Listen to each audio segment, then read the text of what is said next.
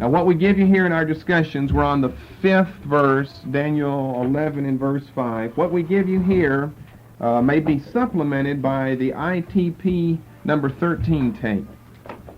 Because earlier in intertestamental period, we covered Greek history up to where I will end tonight. Not now, but up until where I will end tonight.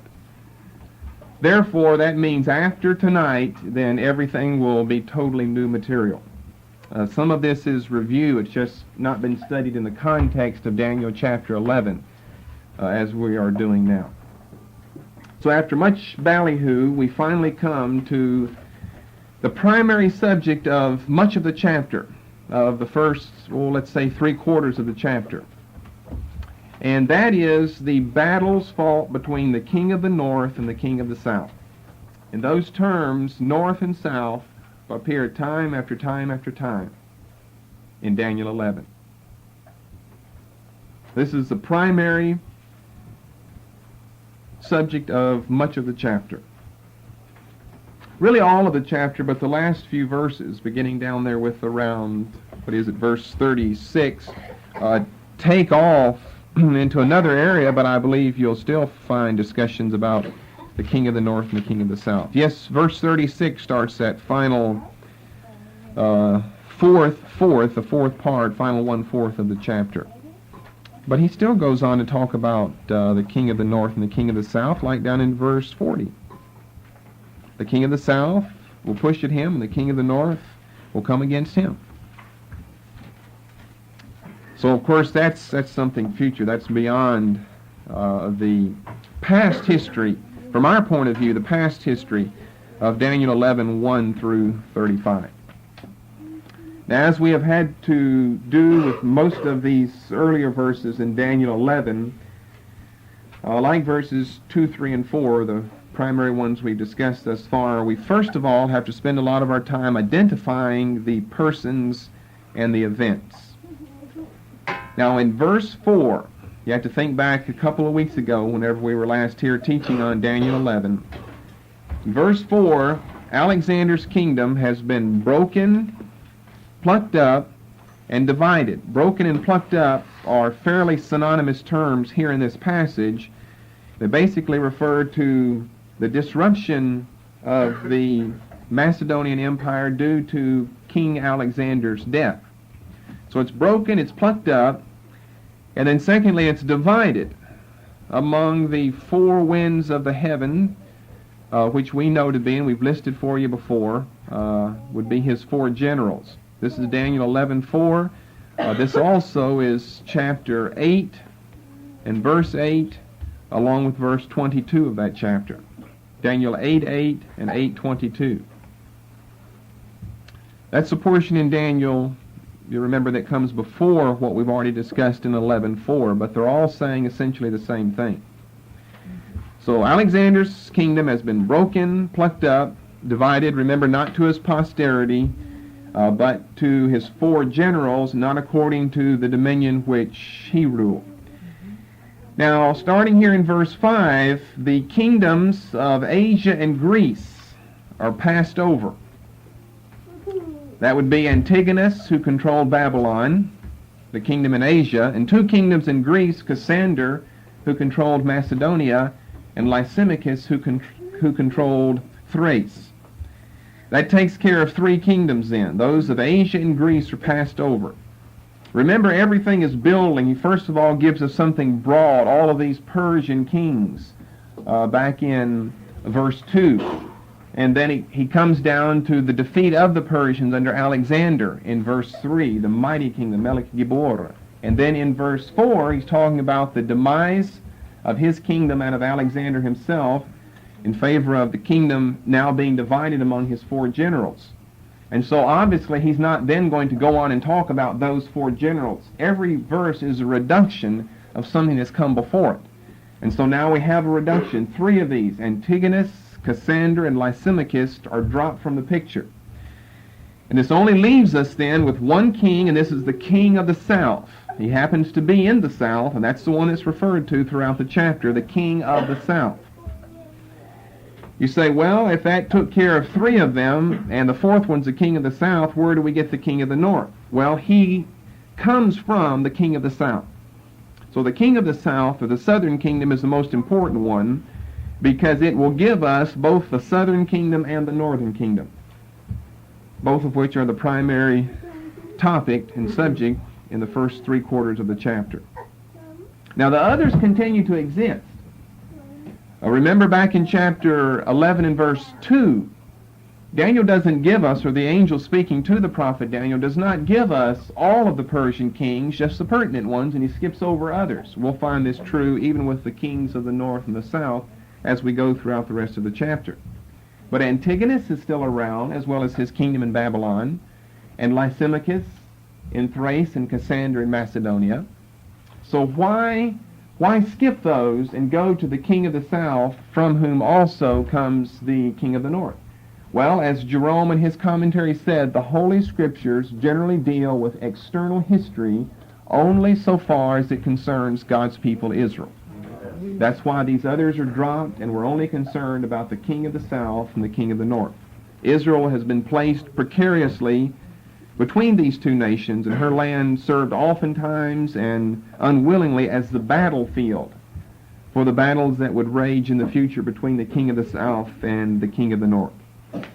So with all of that having been said, that brings us in your Hebrew Bible to verse 5, which if you will follow along with me, I will read for you, since it's short and relatively short and significant. Some of the verses like verse 4 as well as verse 6 and 7 become a little long,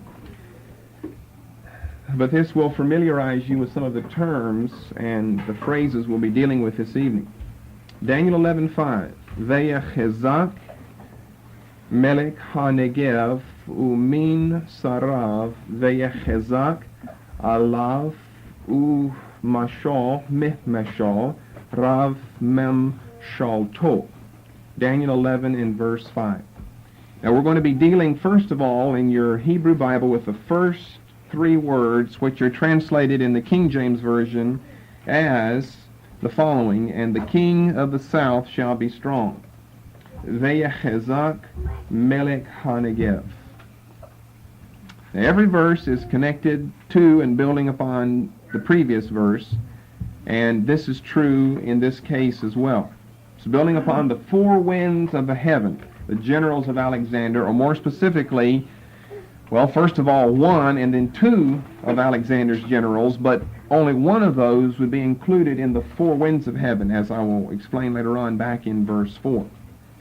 So we have to identify the where and the who here. The king of the south shall be strong. And the king of the south shall be strong. Veyechezak melech ha-negev. We have to identify the where and the who. Well, in order to know the who, we have to find out where his kingdom's located, and it's referred to here as the south. And the king of the south shall be strong, which, as you can see,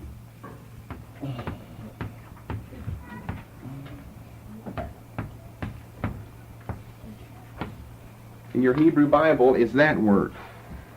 Well, I'll translate it here in a moment. Now, this word appears 111 times, 111, in the Old Testament. There's much teaching about this word in the Old Testament and to the technical area that the word generally represents. Those of you who have your new word books, you can study it out on page 549. The word means a dry or a parched land. Is what this Hebrew word negev means, a dry or parched land, and thus came to refer to a direction, one of the 4 directions on the compass. What direction would that be? Well, which of the 4 is thought of as dry and parched? The south. The south. So it came by a derivative to refer to a specific direction, the south. And it is always thus translated in the King James Version as S-O-U-T-H, south, always as a direction. But it's also used on a few occasions, or on many occasions, it's also used as a proper name for an area south of Beersheba toward the Sinai Peninsula in Israel.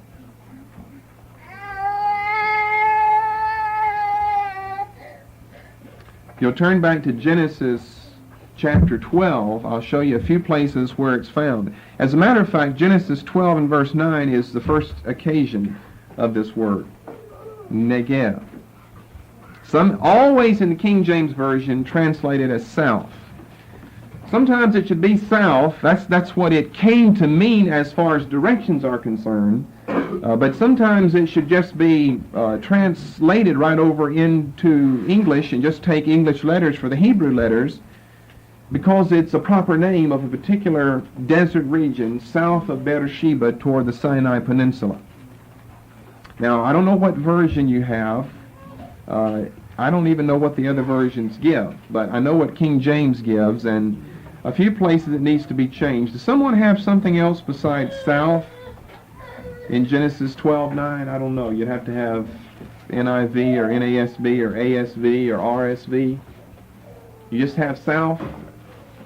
Well, I don't know what versions you people are representing, but anyway, it better and probably should just be left the word Negev, because it's not just south, but it refers to a particular area. We can't have overhead and chalkboard up here at the same time, so for sake of convenience, turn to, if you've got Bible maps, the back of your Bible, and just familiarize yourself with what and where I'm talking about. As a matter of fact, you may even have it on a map. Now, I've got it on a map in the back of mine. It's even referred to. This area is referred to as the Negev. If you just looked for Beersheba, or even Jerusalem, or the Dead Sea, anything in Israel, or just Israel, if you can find Israel on your map, and look way down south towards the Gulf of Aqaba, and all that desert region, which on maybe a few of your maps, or one of your maps will even refer to it as the Negev, you'll see what region I'm talking about. So in other words, going back to Genesis 12, after you found that, Abram has entered the promised land from the northeast, and he's traveling in a southwardly direction. Verse 8 of Genesis 12, Bethel, Hai. And where is he headed the whole time? Well, we know he's going down into Egypt. So verse 9, and Abram journeyed, going on still toward the Negev. Well, certainly the Negev is south. That's where he's headed, is south.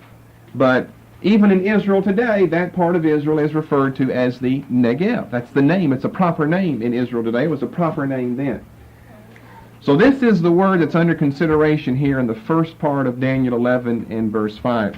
Now, more times than not, you may see it in your reading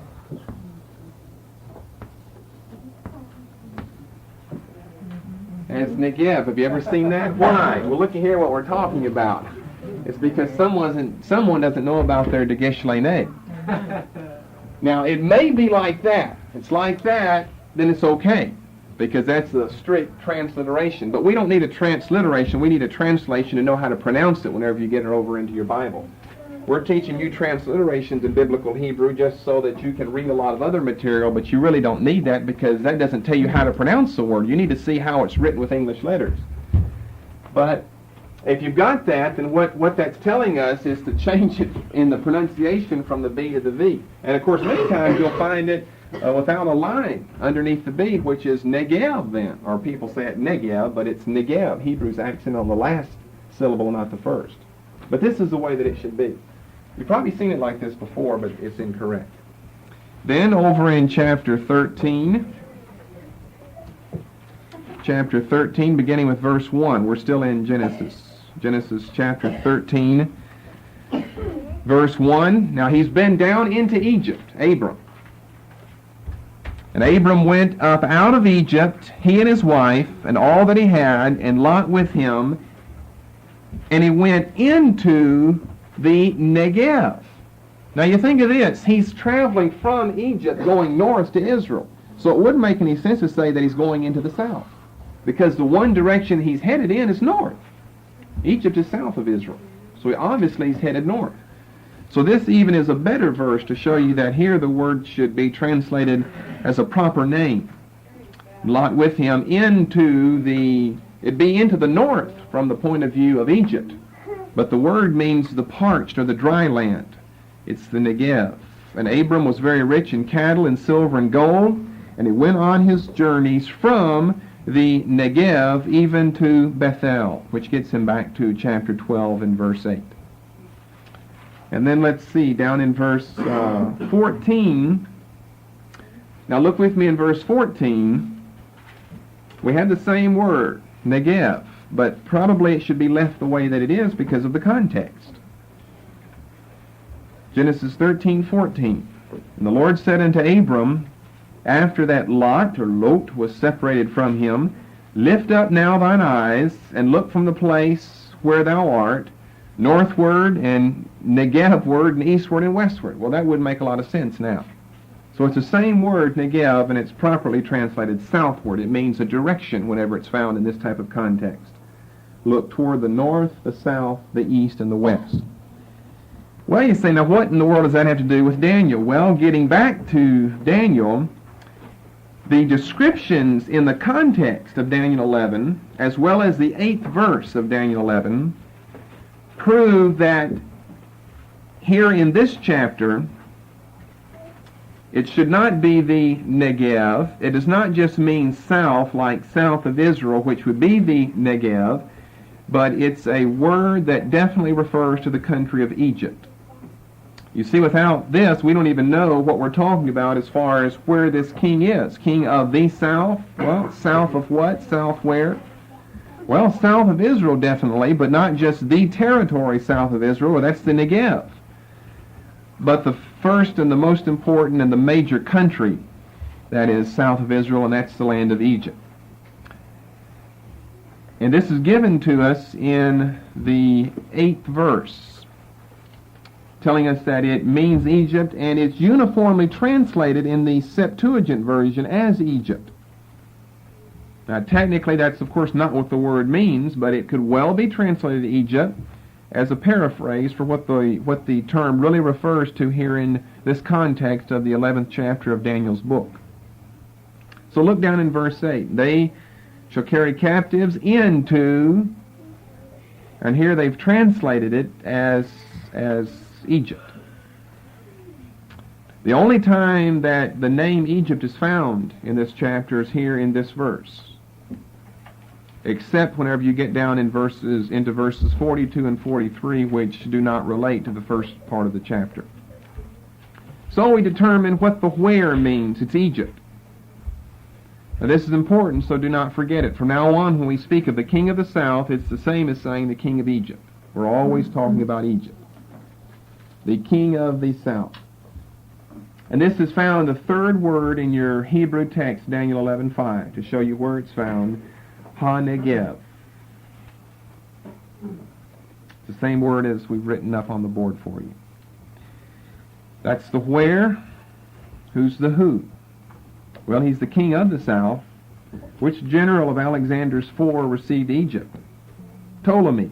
Ptolemy the first Soter, S-O-T-E-R, is the king of the south referred to in verse 5. Ptolemy the first, Soter, S-O-T-E-R, which means Savior. He's also called Ptolemy Lagi, L-A-G-I,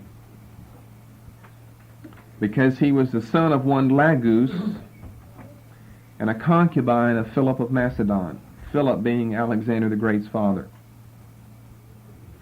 Now he was made satrap, Ptolemy the first was made satrap over Egypt the year Alexander died, which would be 323 BC.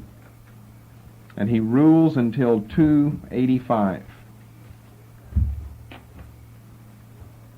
Now, part of this is review, not in the context of studying it with Daniel and his 11th chapter, but we've given this to you before in studying earlier. It's all on your Between the Testaments chart up in the northeast corner. Ptolemy the First, Soter. He rules to 285. I've already explained before, and we'll probably explain again later what the little ditto lines mean between 285 and 283. But the end of his rule is 285. But he receives, which isn't, well, it's not really shown on the chart. I see the date 323 specified as being connected with Daniel 11:4 for Alexander's death, which is certainly true. But in the same year, Ptolemy is made satrap over the country of Egypt. By the way, notice where Daniel 11:5 is on your chart. We told you before that we pick these charts because they correctly connect the references in Daniel 11 to the events on this chart. Daniel 11:5 is found right there in the context of these 4 or 5 generals of Alexander the Great. His name means warlike. Ptolemy means warlike. And there are 14 Ptolemies in the Ptolemaic dynasty, all as rulers, of course, in Egypt. Now, going back to Jerome's quote that Holy Scripture deals with external history only so far as it's connected with God's people Israel, that's why we study external history, is because it's either connected to God's people Israel or it's somehow connected to the church, like church history, which better helps us understand what God has done and what man has failed to do in the past. And therefore, that brings me to a reference to Israel, because a lot of this, you'll see, we barely make any mention to Israel, because the angel's not. He's giving history that's leading up to the conflicts Israel will inevitably find herself in because of the precarious position she's in lying between these two nations. But in the year 320, 3 years after Alexander's death, in the year 320, control of Palestine is given to Ptolemy, to which he clings for over 100 years. The Seleucids will take over in the beginning of the 2nd century BC, which we'll get to quite a bit later on because it comes quite a bit later in chapter 11. Now, Ptolemy is the first of Alexander's generals to really assert himself. The empire-minded of the 4, of course, was Antigonus, and that's why the other 3 had to band together and stop his colonial mind of taking other empires. But you see right here in the year Alexander dies, 323, Ptolemy's already asserted himself to the point where he controls the satrapy of the nation of Egypt. And he took the title of king. We're talking about the king of the south. He took the title of king in 304. Some references will say 305, so somewhere around 305, 304 BC. Before then, he's not a king. Alexander's the king. He's the general, or a prince, we could say. Technically, he's a general. Ptolemy was a general under Alexander the Great, but he takes the title of king. So with all that prepares us now for this phrase where the angel refers to him. And remember, the angel is speaking several centuries in advance of the history we see that's unfolded since the time that Daniel 11 was spoken and written. Now, how he took a large number of Jews to Alexandria, and this began the Jewish contingency in Egypt, was also given on ITP tape 13, where we quoted from Josephus' Antiquities of the Jews, Book 12, Chapter 1. You can see all of that for reference sake, because a lot of this material has to be gleaned from the writings of Josephus. Antiquities of the Jews, Book 12, Chapter 1, which we quoted for you on ITP tape number 13. Okay, that defines in the first place this first phrase, and the king of the south shall be strong. The king is Ptolemy the First, the south is Egypt, and he's referred to as a strong king. He shall be strong. Okay, the next thing that we come to would be the next phrase, or the next 2 phrases, and one of his princes, and he shall be strong above him. Remember, Daniel 11 is just filled with the personal masculine pronouns. Never defining, never telling us who this he or him or his is. That's why we have to study to determine this.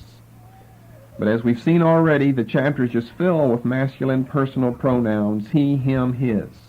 Never telling us who, just the king of the south. Well, who's this? Well, we know, Ptolemy the first.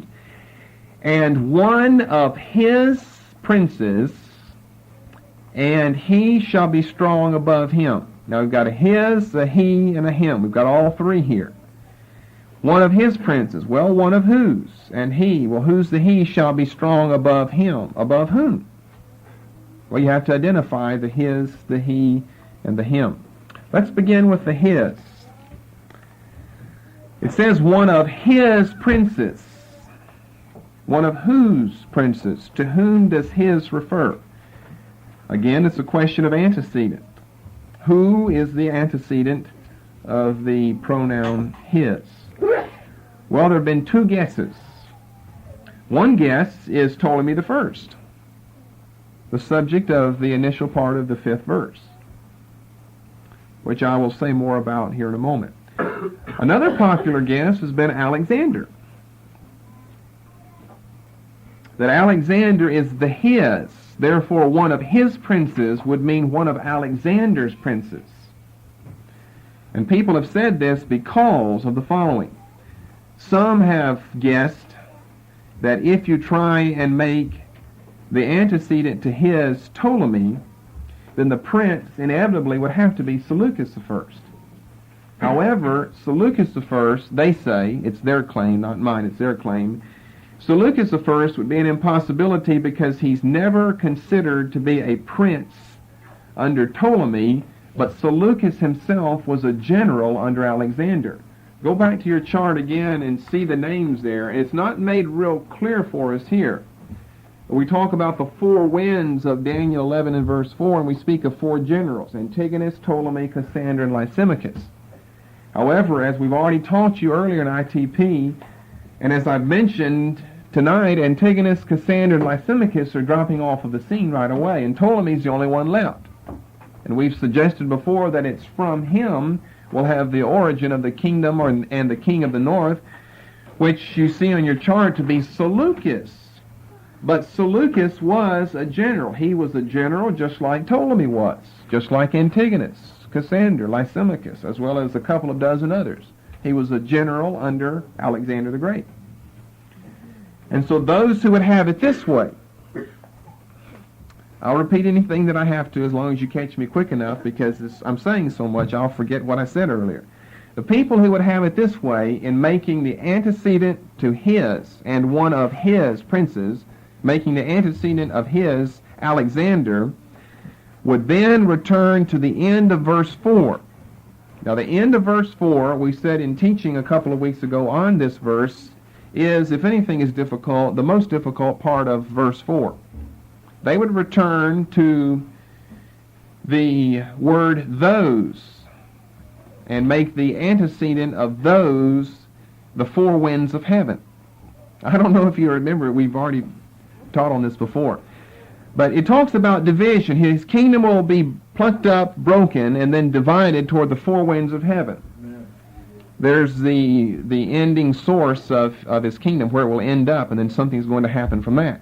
Not to his posterity, not given to some of the sons, as well as a half-brother that Alexander the Great left behind. Not to his posterity, the angels prophesying this, and it all comes to pass, nor according to the dominion which he ruled. That is, probably the 4 winds of heaven would not rule with the dominion with which he ruled.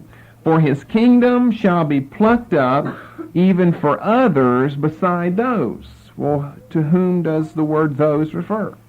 Well, those who are going to make the antecedent of his, in verse 5, Alexander, are the same ones who are going to make the antecedent of those, in verse 4, the 4 winds of heaven, therefore slipping in Seleucus, who they say is not so much a prince under Ptolemy the first, but rather a general under Alexander the Great, and he would be one of those even for others beside those, as verse 5 is going to go on and predict and fulfill. You see, that's one reason why they are misinterpreting the end of verse 4, because then that will properly, they think, help interpret verse 5. Rather than have it our way, even for others beside those, besides whom? His posterity. Others beside those, his posterity, that's the closest term, four winds of heaven's further back. And the others beside those would be the four others, Antigonus, Ptolemy, Cassander, and Lysimachus. Now, back to your Hebrew Bible, they would say then Seleucus would be the fulfillment of someone besides those, in verse 4, who was given part of Alexander's empire.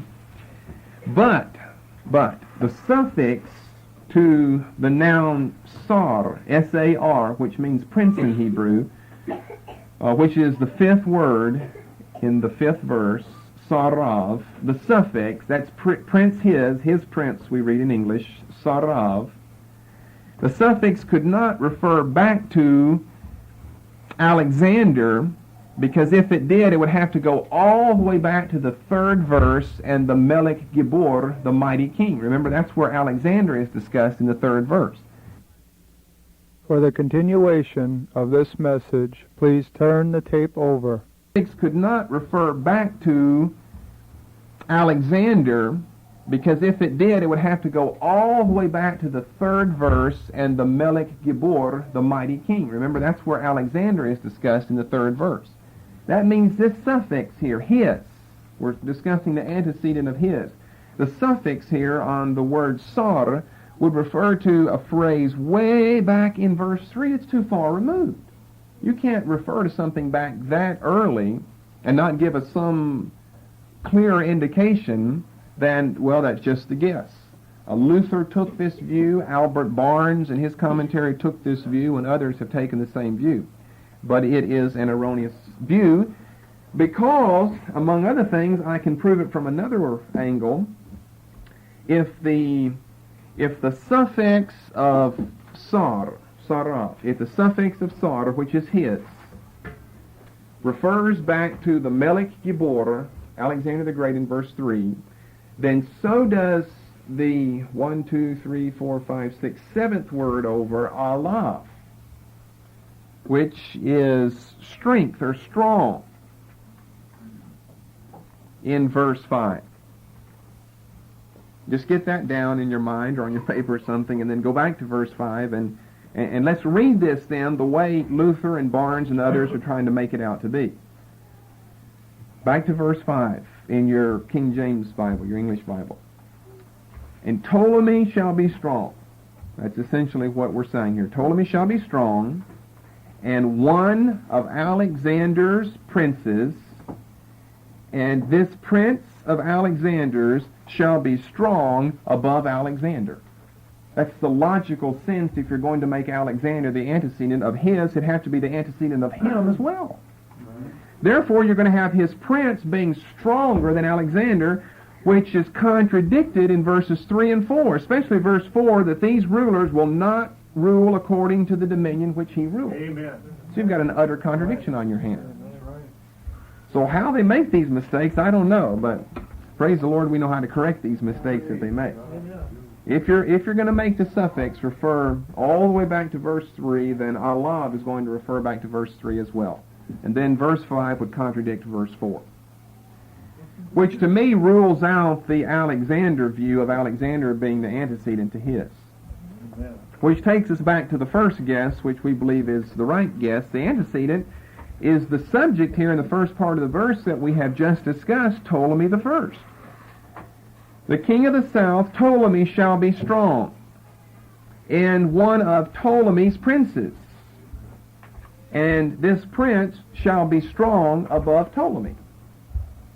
Now, you probably don't have room to write all of that in your Bible, but you have to get it down somewhere, because although it makes sense as clear as crystal while I'm speaking, it won't 6 months from now.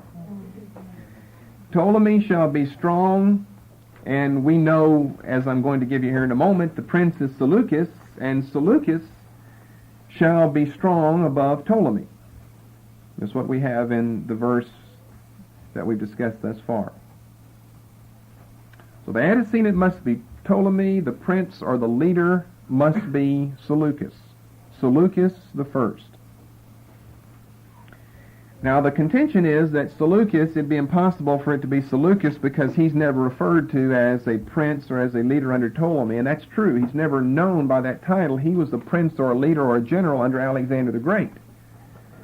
But whenever Antigonus forced Seleucus from Babylon and took Babylon, then Seleucus had to flee somewhere, and he fled to the Ptolemaic Empire in Egypt and became subject, whether he was ever known in any of the extant writings technically as a prince or leader or general under Ptolemy. He took refuge there as a subject under King Ptolemy, which in effect made him a prince or a second ruler, since he was one of Alexander's top generals to begin with, which makes him in effect one of the generals or princes or leaders, whether military or political, here it means military, under Ptolemy the First in Egypt. The word Sar means prince, but it can be in a political sense like a military leader.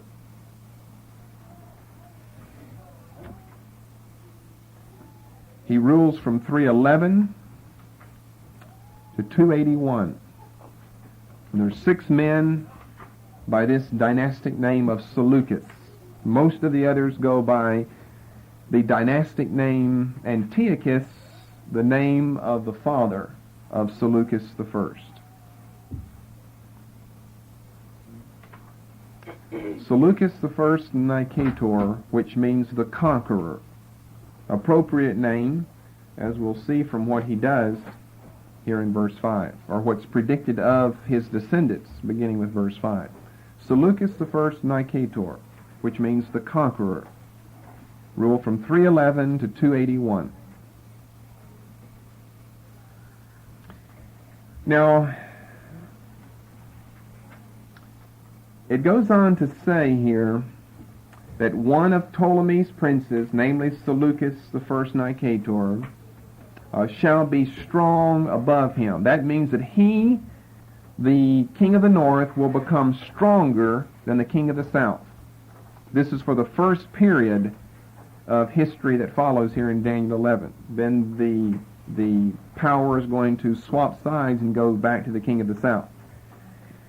This does not mean now that Seleucus tried to subdue Ptolemy or they fought any wars between themselves, because Seleucus owed a lot to Ptolemy simply because the court of Ptolemy opened its doors to Seleucus whenever he was fleeing from Antigonus in Babylon.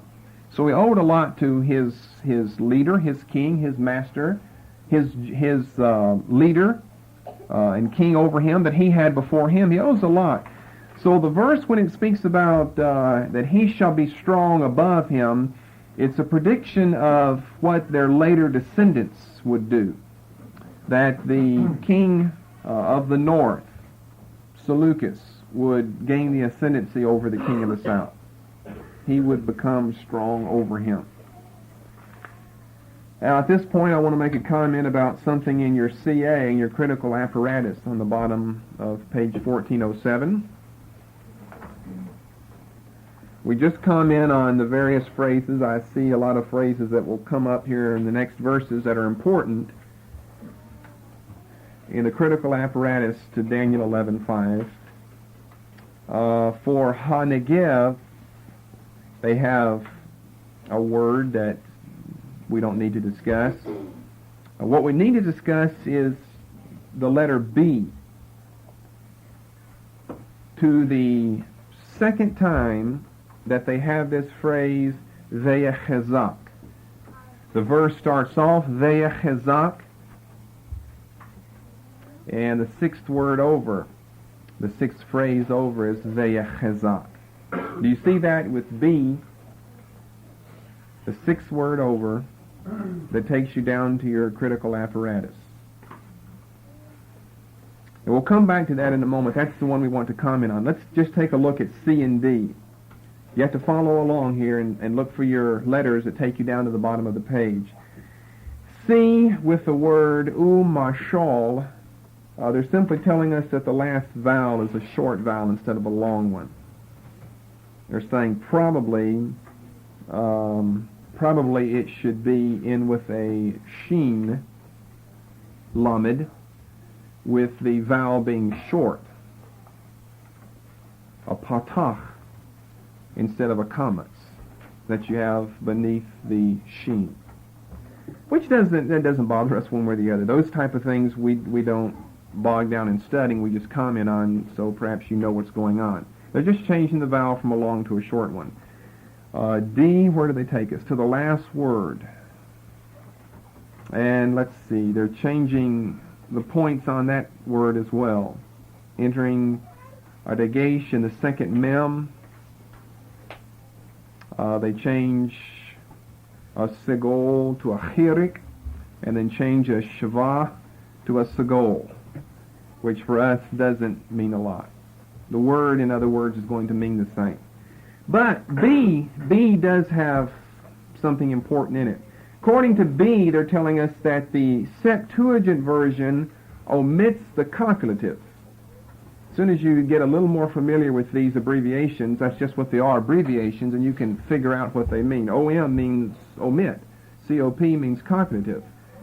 Comma, if the Septuagint omits the copulative, comma, then what do you think the PRB, DL stand for? Probably should be deleted. That's what they're saying. That's their, since on the basis of the absence of the copulative, the to yechezak in the sixth word here, since that's absent in the Septuagint, probably it should be deleted here as well. Now let me translate all that Hebrew over into English for you, back in Daniel 11 and verse 5. A copulative is something, that talks about joining things together. The "the" here, or the "and," is something that joins two phrases together. And they're saying, according to the Septuagint, and you can't always rely on the Septuagint, that's for sure. It makes many mistakes. But it does drop, it omits the copulative here, and they're suggesting that it should be deleted as well from the Masoretic text. And the versions, the NASB and the NIV, I believe, do have it deleted, where you just drop the "and he" in the middle of verse 5.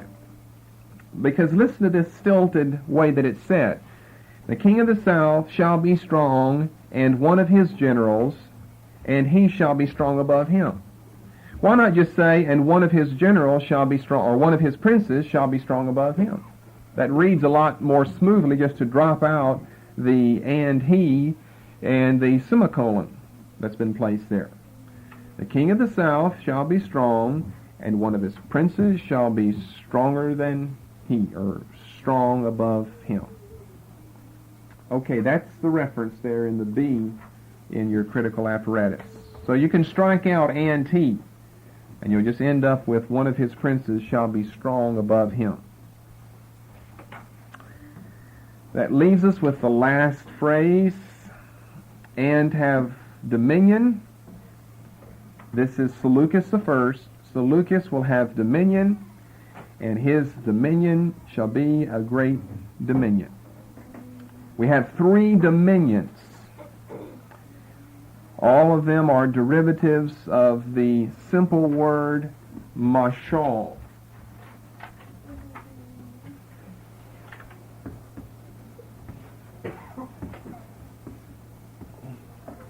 They're all derivatives of that Hebrew word mashal. This would be the last 4 words. The last 4 words in your Hebrew text.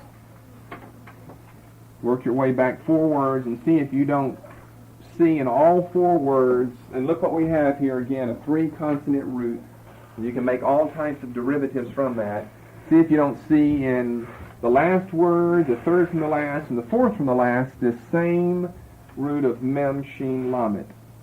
You have mashal, then you have meshal, rav, mem, sholto.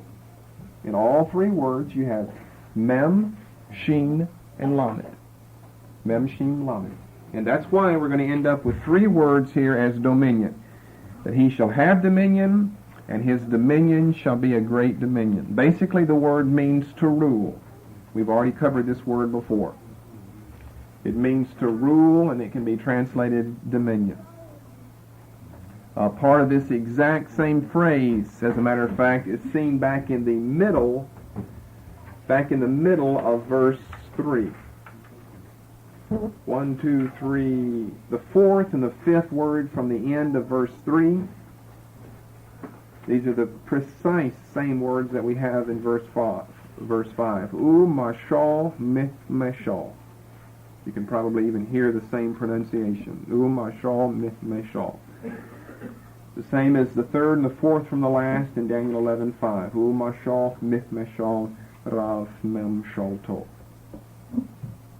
And we saw that back in verse 3 that he shall rule with a great dominion. We talked before, looking down from verse 3 into verse 5, that some want to make the words the same. He'll rule with a great ruling. It doesn't make any difference at all. You could say that he will have dominion here in verse 5, and he shall rule with a great dominion. It would be the same thing. But they've just given us the same word, dominion, dominion, dominion, because the same root is involved, although we have three different words. Mashal, mithmeshal, mem shalto. In Daniel 11:5. Now for Alexander, I believe I told you that for Alexander, Mashal Mithmeshal referred to his personal sovereignty and authority. It did not, it appears in that verse, refer so much to the geographical extent of his empire. However, in verse 5, in reference to Seleucus I Nicator, it appears not to have reference to his personal authority as it did with Alexander, but rather to the geographical extent of his empire, because he was not the sovereign, willful king of Daniel 11:3. Seleucus, to begin with, had an empire that was just about as large as Alexander's, with the exception of Egypt and Palestine, because they belonged to Ptolemy I. We're not giving you all the history because we have earlier in ITP that Seleucus kind of took over Babylon from Antigonus, and he kind of took over Asia Minor as well.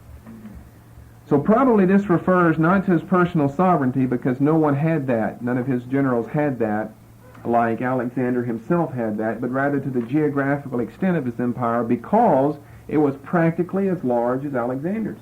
The only thing that Seleucus' empire did not contain would be what the Ptolemaic Empire controlled, namely Egypt and Palestine. So the words are the same, but probably the meaning would be different, and that's determined by the history and by the context.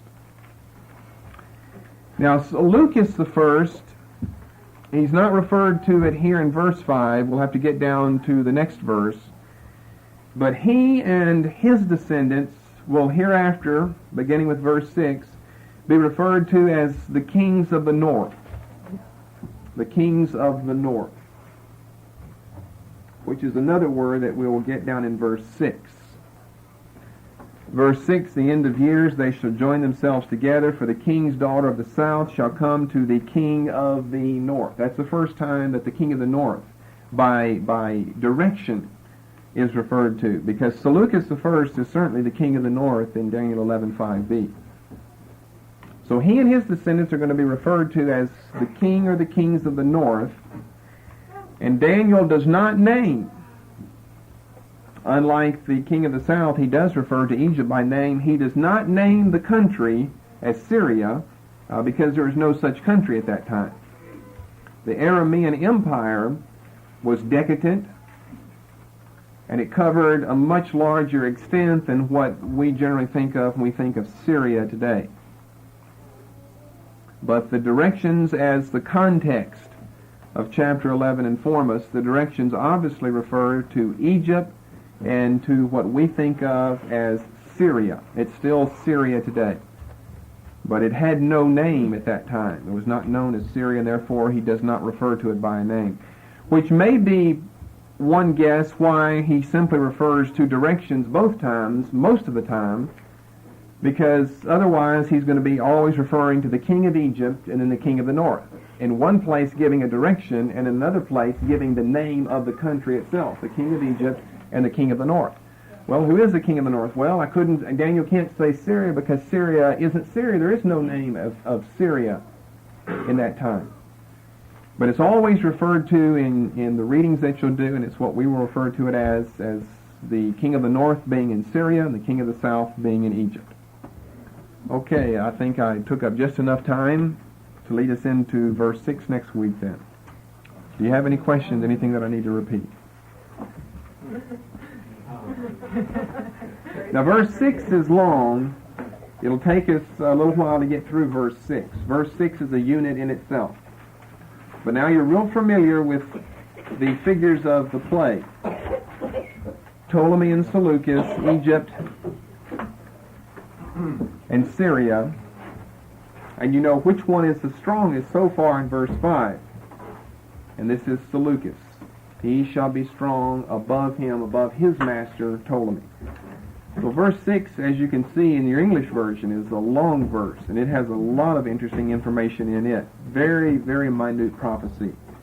Then verses 7 to 9 go together in the Laodicean War, and then verses 10 to 19, one long section, and so forth. We'll get to that later on. Okay, we'll take our normal, usual break, and we'll come back for the Apocrypha.